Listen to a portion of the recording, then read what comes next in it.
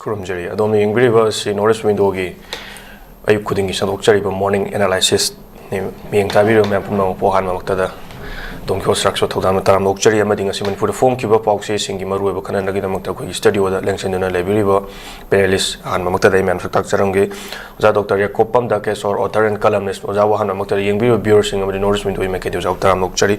jangsi infana form kiba pauksi sing han bada ai headlines putok charamgi manipur da ingtappa hanjilakani adubu matamni khara changkigani haina koi gi mohan bagot na fongdorok le amadi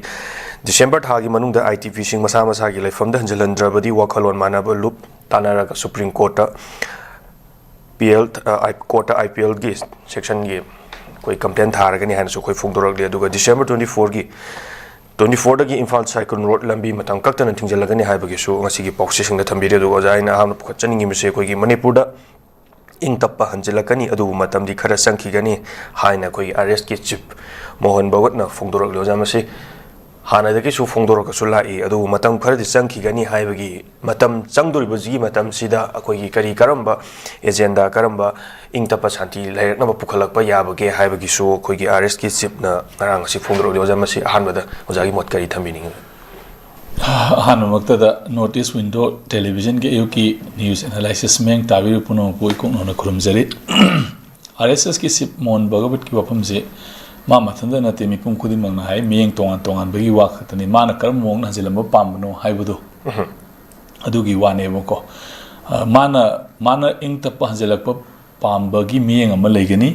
akhoi saigi miyeng ama leigani miyeng ani du contradictory oiba oidabra haidudi koi su yeng bata bani luridi BJP hoigi RSS haibusi koigi magi main objective si kaino haiba kanda Hindu way of life da based toba laiba ama bharat ma lingba haibuse masi RSS ki motto ni masi da makta makoina sahi lishang shit na haitare ko masi da makta organize torga la ibne ba election fight tawdana election political matam gi ba politically ahong ba mayam da moi influence laitar ga su moi masasi direct political party amo oina mikhal thengna ba yaudana moi si social organization oina yamna dedicated oiba aidi magi extreme mai hindutwa haitare ko aduna masigi posida lakpani masigi posigi organization si sange moina Hindu way of life ama any religion ama sasano ma Islam oiba yai ma Christian oiba yai ma Buddhist oiba yai but Hairiba Hindu natraga hairiba Christian natraga hairiba magi Islam or natraga na any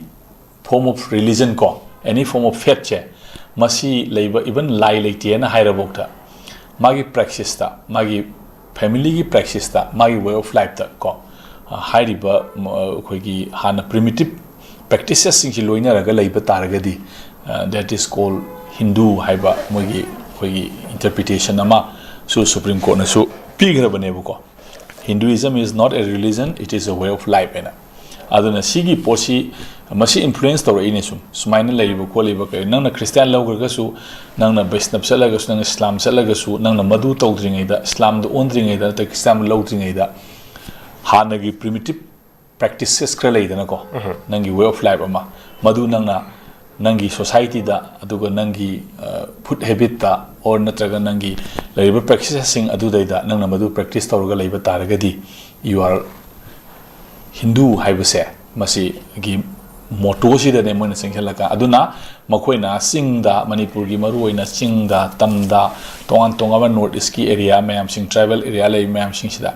moijing si Christian olaga su nakoi gi hana gi primitive practices mayam sing ado noi tawraga leibani na samna hai kanda khoi gi sida su khoi line thau lat pa leiri tana ko line thau lat li sing da su lat pa mayam leiri tana ko ari moi cultural practices routine lawro ki kari gi amagi phije seksha da kari da mayam tawri tana ko even na khoi gi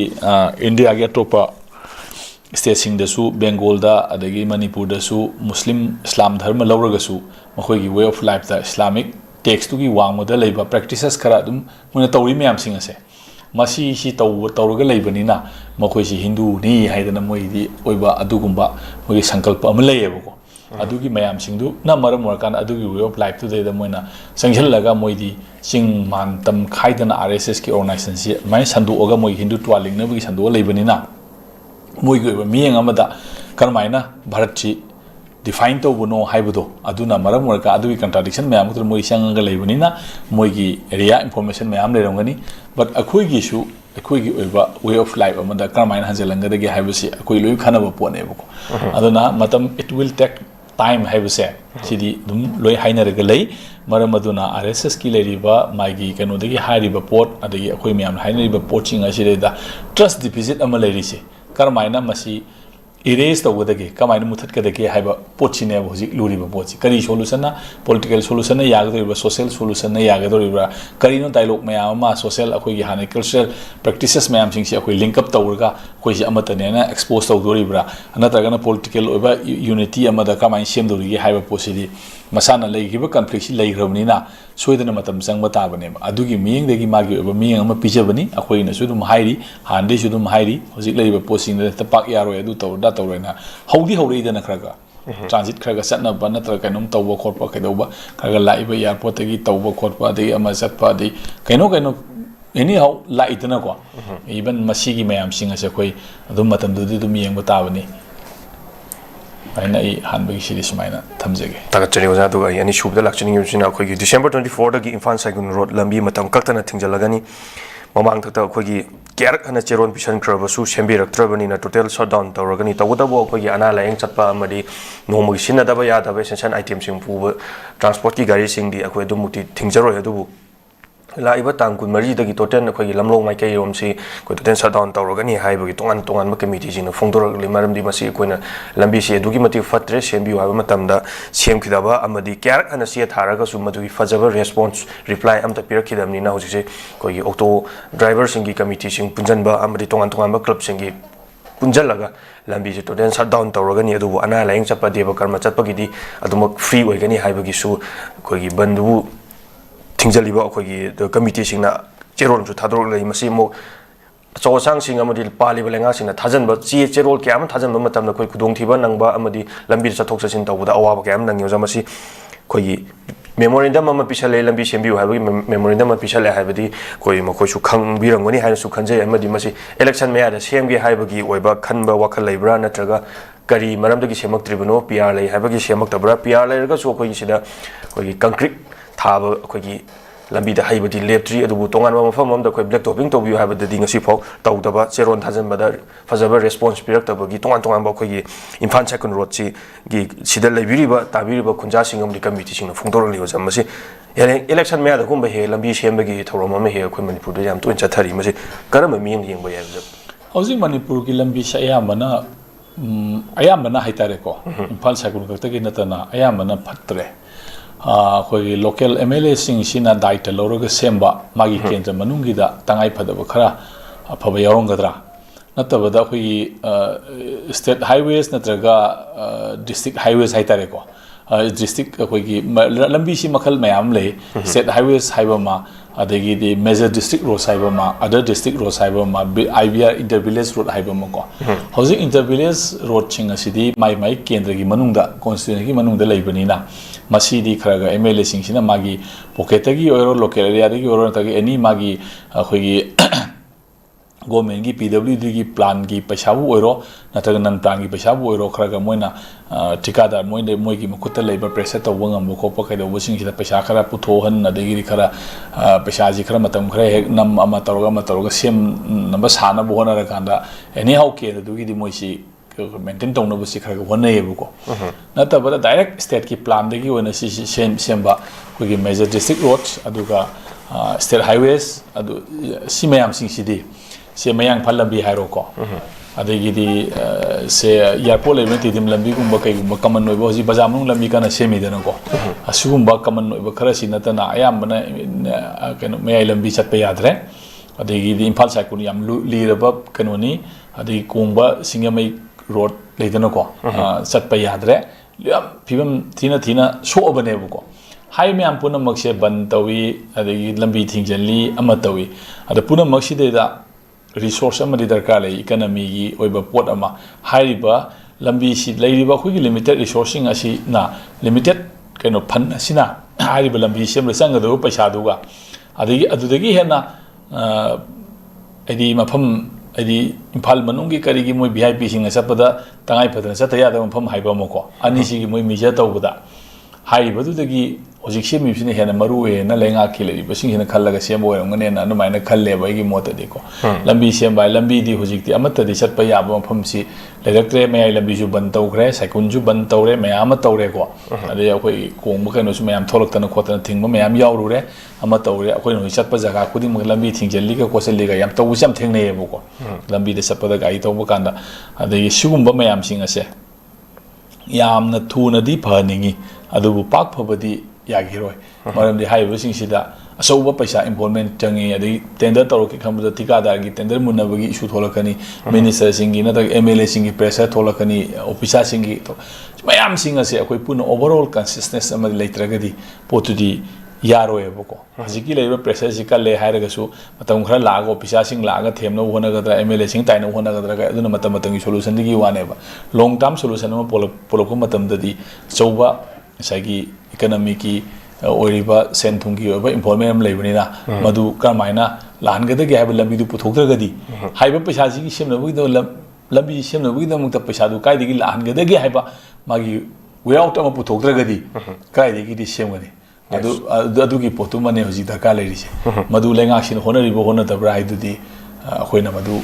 mai manung du yaw bona tabin haiba ngamdre but yam thuna di hona laga lambi puna makse not only impal cycle gi wan tana ko mayam puna maksi aphaba lambi de sat ba habi loi pam ngani mem time gi kind of split sina maram mur kan khoi gi time kano mayam sing se compress tor ka doine bo space time compress hai ba mai kano sing hina mai environment si phagalak pasina or ka dori ne bo natraga de khoi matam yam lo ba time consuming oi ba lambi chaka da ko ka da matam amada a moirang degina impal bo lak da no ayuk tagi haigalaga no mahan ba yaram na te ko hojik di pung amada ani da wi pai da ko sumai to dana sida da space time compress to yo pose magi le ba infrastructure phagal magi makha pon manina hayo me am puna makse mi yogi mamal khangna matang mamal khangna hogi le ba officer sing responsible person sing mayam sing asina madu gi daitro lobiraga thabok sing asiam thuna hogi thabok onthokna ba hona ninge na ismai tamje jamrik chomyo ja lambi gi matang si not only in second road ayamba koi manipur da lambi afaba jaga habji le selektre haibada hamemba tholoi amadi masi sem na bo hona bada toan ba problem amadi tender na chingba amadi thabak tu gi oiba response public ko responsibility lowri bani nam kari tawraga di long term policy da chatpa yabagi mong sem ga dagi haibagi masi khana ba matam khari sangthi gani adubu tabu khara thuna di sem haningi haibaduni public ki issue se ta chayo ja duga ngarang si ko BT road ta laiba Congress Bhavan da Paumi Singh unabagi mi famam da koi hanagi Chief Minister Obiram ba Okrami Bobina suna phongro ki MG Narega gi mi chin khiba Bisik Bharat Jiram gi President SNP duna ek on khrawa matung Manipur gi hanagi Chief Minister Oibobi Singh na hojik lengak paibagi tawning bada tawriba BJP Singh nomuna traga nomudi matam amda prajana paratam birakhini haibagi pen bam su phongdore ozamasi koi Bisik Bharat ki matang da phongdok pirakpasi MG Narega gi bhot chin khiba habsi jamasi kari miang ring bi be basumse masidi magi matam gi political power aduga political vision haibu ni dugo hana national rural guarantee scheme haram badagi Mahatma Gandhi mu hapsela ujina mu MG NRGS haibu gi mahutta BBG Ramji ek amu ola eko manungi content tu da kari yauri ke duni maru uri di maming du di thodona matam matuni ma apamba thon graga adum thongi bai wane boko hana bharat ki khwai gi wangba khoi gi sanarui sing da pi basi Rajiv Gandhi Khel Ratna oirame boko hojikti Major Dhyan Chand Khel Ratna on gredana ko sumaina adum masidi matamatang gi matungina magi ek ki maming scheme gi maming dudi lengak tu gi apam badi gi magi pamjaba magi ideal du gi matungina on gi bayai but manung da yawi ba content du na karai da kari shoali karai da kari hena effective ori haibadu naina bada hena maru hena khalebu ko adubu MG Narega gi leremi ba mai content mayam sing asina ai khoi da job guaranteed ama tawni haidana thau phangdaba kungangi na hasing asideda ai magi development chakot pagi kari gi pot lakpa khoi gi development lakku matam sideda leiriba kungang du da leiriba miu sing aduna magi wages thawak phangda mayam sing adu wages job card ki holder haina pira kan si de thawak phangangani magi guaranteed ama tawbane buko adugi potu gi contradiction du kayam leibano haibudu isapsana haibu posing aje tawdabu hanigi du khitang di khena ngdo mali state ki responsibility wangkhalam ngane na khali wari babu ko ama mataw kharane khali ama adu leiba posidi moigi miengda ko hoji pali balenga asigi miengda BJP gi miengda moina power du mo khota leibanina moina treasury bench leibanina moina koi gi ek ama on ba pass wai mo khota leibanina moigi mieng du sat pata bani aduda mieng du na apabu oiram dragadi koi hanagi chief minister honorable ibobina haiba sumaina moigi mieng du na hena apabu oiramagadi moigi mandate tu kan koi gi moi people gi mandate to amu moi adu masana maintain tawraga mathang dum leihine buko ayo phalam dragadi masana mandate tu hariba ek mayam sing tawriba thawak mayam si gaki ki wana te buko leiriba khoi gi ek lo chanabi scheme shamai mayam sing asina people da yamna benefit oidragadi masana adugumba gi semai iba lo semi ba adugumba gi ain semi budu masana anobo ma semoin hongdoki batabane adu di sidi democracy gi magi routine cause ne buko aduna hariba poside da koina kaishu hainingai leite honorable ibobigi oiba being ama thambani haibam thoi ma adum ma paradu karmai tabirakadagi ri prajana magi matamdu la ale kodamne akoina hosi mangjauna na aina pamung sida prajana pratam biu haidudi aigi miyeng haibuduna amane buko adudi matamdugi matungina lakani adu leriba pot side da akoina hosi laiba posidi BJP gi miyeng da pariba sarkar pariba sing sna khalli sidi hosi shemi ba ek hoji shemai ba semdore ba maming mayam sina han le mi gi hena phai hena phagani masmai tawradi akhoi da mandate se people gi mandate se hena makhata na continue to gini ha wakalon da moi mandate mangane na khalaga sembadi oiramoy ko sini hena akhoi da mandate se afabu oine na khala semba oirongane moi wakhanda adu onara magana hayeng moi mandate ona tenan phange da na ko adu di akhoi na matam du thola ngai bata bani hoji ki una di id political party da yawuna da mina political party gi ba mi yengda simai hai ba it is simply political dialogue hai tare ko ai simai sum thamjege ka chari ga ndo ko Bishnupur district ki torbung bangla da lainga ki akan ba thorang amadi makha da maite IDP singna masagi mayum da changakpada ko gi kuki singna arano wafam chandokpa amadi akoi gi IED bomb planning tawre haibagi su arambe agenda am phongdorokpa dei maiteina buffer zone thugaire haibagi su koi kuki singna arambe agenda phongdoga ngarang ta ju koi gi mokoi gi buffer zone lanjalakanu amadi mokoi gi area da lanjalakanu haibagi su tuan tuan ba memori dem gi am phongdokpa amadi slogan gi am su law masi paliba lenga hoi pia layer ga su aso sang haiba koi MLA minister am di leiribni na mokoi na su udi ubirangani adu masi una dum tumina leigadra amadi IDP singi December tha phauki manung na mayum na hajalandragadi tongan tongan khongjong changsilakane haibadu December tha se loisale almost ngasi tha debi da 8 days ko tanga sale haibadu nyo jamasi buffer zone thuai haibagi arambe agenda amadi maitai na IED bomb planning tawraga tawi haibagi ju maitai na IDP singda maran serli ho jamasi tongan ba miheng kayama yengurga ju segomba ko gi arambe agenda IED bomb thame haibagumba adagi buffer zone thuai haibagumba masi kari mojing bi nyo ja masi adum people na kham gani da organization na haibuduna amani na ko organization di magi subjective interest ama dum yaura haibata bani adu general people haibum di leidina ko moi gi leidu thajada na moi gi keno du mai pakhitre da na ko ma di mayana support tawraktre da na ko aina phanam na hairaga su ko miyam haibasidi magi tongan ba to magi voice ama magi mi am leigane ba hak ki waduna amane ko reality dum tholakani tholaktana bu maram orakan hojik manipur da khoi thoki irang si kamain thoki buno tholam da yabra masi gi trust kana hoji bukta masi da kana khangi habise akhoi masi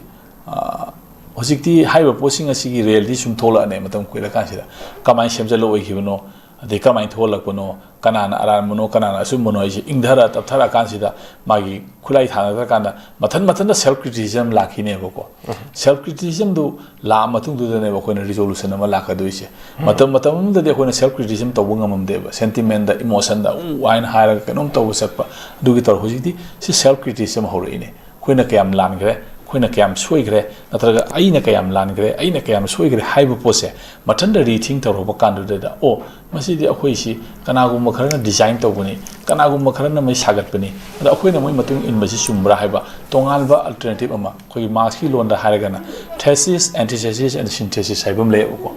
magi dialectic materialism gi da sigi poching ase adum thokane society ki evolution khudi makta thesis sama itargati thesis antithesis sama lakani antithesis to na sum leibdi adamina synthesize to pot am lakane ba adai matam du ne ba koina phase ama ngai ba haise ba adu namu thesis sum olaka do ne ba ko adumai tawdana thesis antithesis and synthesis haibase ko masi yam aphaw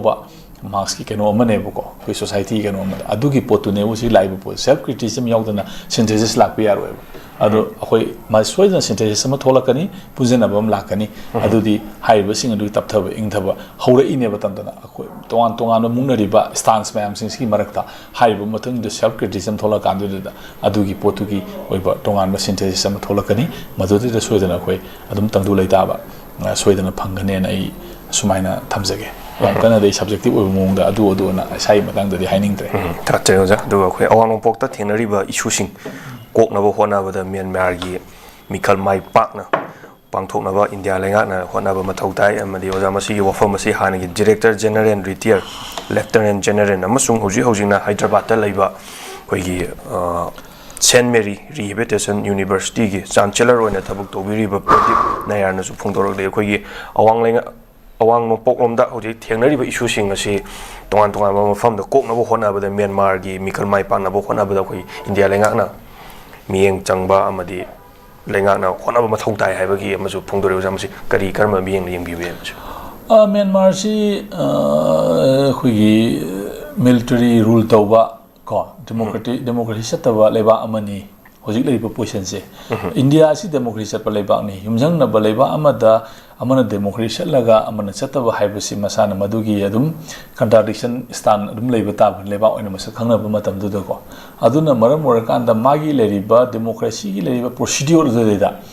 brahma leba asu chalai gadi soidana India gi mindset siga manaba mioi khara adi dum tholakane ba ko adum phangane ba aduna maram morakanda India gi mayokta leiba lan hoba manipur north east ki state mayam sing le problem mayam sing ase mokoi gi shelter lori mokoi chenge pham lori bo kholi mayam sing ase da lengak tu na support torok tragadi yarak tragadi madu gi lepham le roi kholoi haibagi magi miyeng ama thambai wane maram di India manung da madu gi India gi internal security da disturb tawba haibase India na supam pamdabni na moi gi akoi bada leriba haiba mayam sing lo pham sabam thaibam oiraga leiba yabam pham sing ase Bangladesh hairo Myanmar hairo leidana ko China hairo leiba myam puna maksi da wakhan manaba Pakistan hairo wakhan manaba mong leiminaba taragadi atopa anoba state ama semgalapui natraga anoba keno ama semgalapagi magi possibilities yam nembani na ko adugi potugi moigi miyeng du da haibuani da moi wakhan du democracy lagadi samna kanda north east kaida India gi north east operate tawriba potu gi leiba myam sing adu wakhalon mayaba India gi leiba myam sing si wakhalon manaba du leitaragadi India na haibada dictate tawbuda nusi tak thor u tan thor u kholo adu ada package nunges tham lambi du hojiki moi hainabada waidana ko adugi mayam sing di wa aduda akoina adu ngakta eta hairen luisungode Brahma gi obatonga politics am su leiramane ko moi gi so topu yumno na leiba mayam leiri ko Thailand Laos Cambodia leidana ko topu mayam sing da adigi di China lei mayam sing ase sigi influence am su dum yeng da yaro ko si mayam sing si loinak yengakani aduda kari lakadage haidudi haiba potugi India gi city strategic point am my logistic kano ma haijabai wane ba ma army gi point of view dagi mana operator pa my experience dagi mana theory experience dagi mana haibani beyond that experience what will happen haidudi ko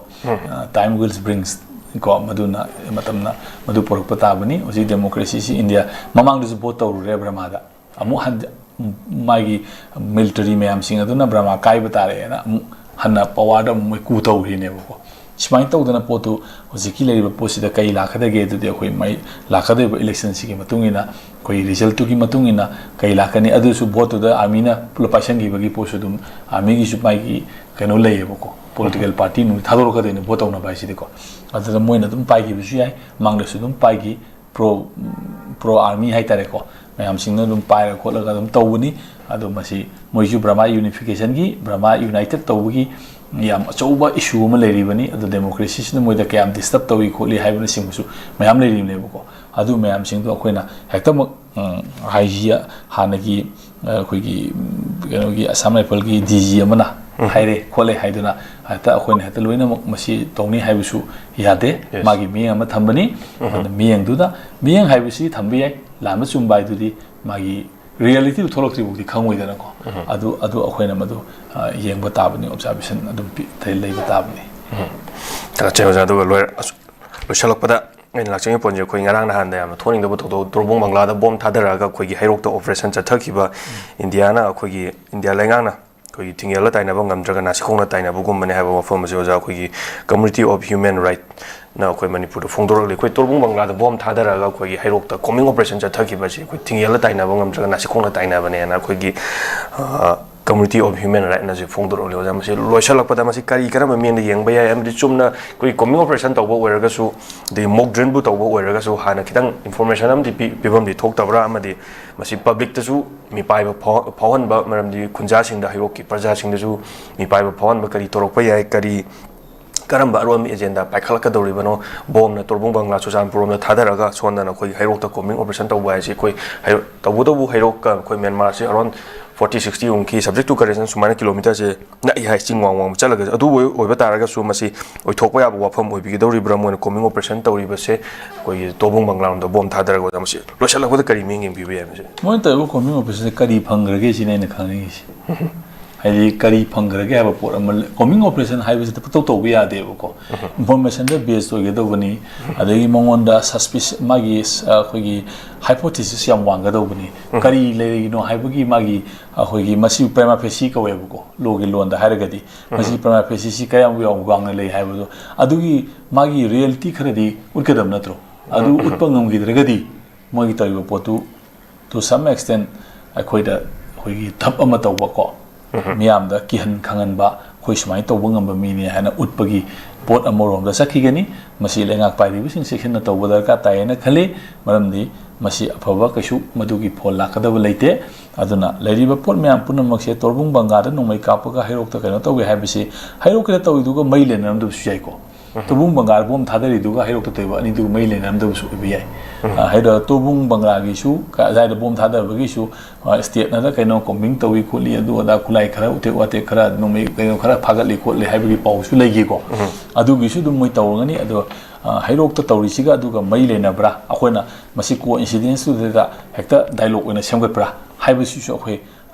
criticism when hangdabdi ya debuko adu oibataraga su coming operation sathaba haibisi prima facie wangada bani amagi hypothesis sama phajana legada bani adu gi potu ma reality on thok no hona gada bani adu kaim to oidragadi haiba potu wrong belief amada wrong action ama tawuni haidana khoina dum logane buko masigi consequence aphaba kasu la oi hata kuta da consequence thokada banate adum haiba mem punamokse hayeng aroiba akoi pandam mama da kari ma tholok matam da reality ma tholok matam da hai issue sing loi mai leina ra kane loina mai leina ra kane le da biar we adu di kari tholaki ye hai baduna madu ki keno du koi lepaka du ne bu adu outcome du da moina pami abhabu du di da oiro ismain tamje thaka chayo ja lochal ko ja habi se na na koi gi torbong bangla da bom thadara ga hairok da coming operation to gi bada prajana mi pari badu kari phangar ge kari source phangar ge haibadu ni koi na ojan thambi je lochal ko da amadi coming operation to ta ga jo kitang sumba ma lakadore haibag information di pibam thoi amadi yamna chana da mong da haibadu ni thambi je do conclusion da di haing pumna lochal ko da di shanti la ko da di haing amana ma to ki ba amana ma to ki du pumna mari loi lain rakani habni no chalo jan thambi je thaga chari waza jagi chilong tam kya kai topi do na morning analysis north window ma pung phami dam to jab thaga chari amari yengbiro me pumna puchu aroi bada raksu thodam na krum chari Master Tobiningba Mahiroi Singidamakta Sparkle Iju Service na Ebrota Master Toba Yabagi Kudong Chaba Pizari Management Engineering Professional Course Yauna any subject da Master Tobagi Kudong Chaba Pizari Tambiningba Mahiroi Singidamakta Course Selection Documentation English Language Training Visa Application Mock Interview Preparation Accommodation Chingba Sparkle ki Maikadigi Mateng Pizari Loinana 100% Education Loan Scholarship Facilities Part-time Job Assistant ki Khudong Chabasu Pizari Hairiba countries sing adudi UK, USA, Ireland, Australia, Russia, Italy, Germany na Chingbani Akopa Marol Gidamakta 7005273217 natraga 9366230077 natraga aikoigi office Northeast Window TV building hata New Chekon Road ta lengsinbirau.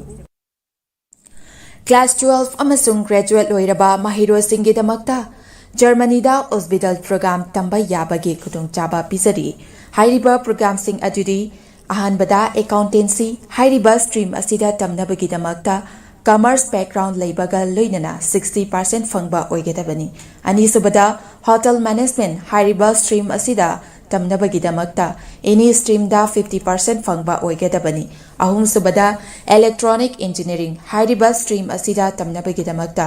physics chemistry maths background leibaga loinana 60% fangba oigedabani mari subada mechatronic engineering hairiba stream asida tamnabagidamakta physics chemistry maths background leibaga loinana 60% fangba oigedabani manga subada construction engineering hairiba stream asida tamnabagidamakta physics chemistry maths background leibaga loinana 60% fangba oigedabani taruk subada automatic mechatronic engineering hairiba stream asida tamnabagidamakta physics chemistry maths background leibaga loinana 60% fangba oigedabani taret subada electrical engineering hairiba stream asida tamnabagidamakta physics chemistry maths background leibaga loinana 60% fangba oigedabani nipan subada medical technician radiology assistant MTRA tamnabagidamakta any stream da 50% fangba oigedabani mapan subada medical assistant amasung tara subada nursing haribasing asi tamnabagidamakta 12 natraga graduate loirabasingna apply toba yagani loinana hairiba program sing asi tamba mahiroi singna thagi oiva stipend listing 100 dagina 1 lakh phawba chahi ahum phangani loinana 100% job guarantee in Germany da oigani loinana 100% education loan to support taujagani akupa marol gidamak 7005063196 ta contact tawbirau nurse singidamak achoba opportunity ama buduna lakchari madudi hauzik Malaysia na Indian nurse singi oiba khudong chaba pinabagidamak midyang changlakli VC nursing loiraba chahi ahumdagi tadana experience leiraba miyoi singna khudong chaba asi lobiho khudong chaba adudi thagi oiva salary 1 lakh overtime incentive free accommodation ticketing amasung long term visa asina chingba khudong chaba sing asi fangbigani akupa marol gidamak makada pisariba 7005273217 natraga 7005063196 ta contact tawirau natraga aikogi office Northeast Window TV building hata New Chekon Road ta lengsinbirau Hakchang phana thamge hairabadi iramda masimakta leiba khwaidagi pharaba hospital singi manungda ama oiriba Babina Hospital leijari mafam asida thajaba yaraba amadi sel yamna changdana specialty kunhen bada ana layeng bagi khudong chaba pizari pediatrics cardiology cosmetic surgery amadi specialty makal makha kayada aikhoigi specialist singna marik chumna thawai hakchang yauna layeng jari aduna state wangmada amu kari gi chatlugani aikhoigi manipur da su hogikti awang bathaki healthcare fanglabada matam mangan biraganu sel hena tingan biraganu aikhoigi specialist singdagi malemgi apaba thaki layeng patapta yumpham oiba service lobiu Babina Hospital where hope meets compassion akupa marol gidamak Babina Hospital Sajiwa Jail Road Khabai Soi Imphal East lengsin birau natraga aikhoigi phone number 6909390666 ta call tawbirau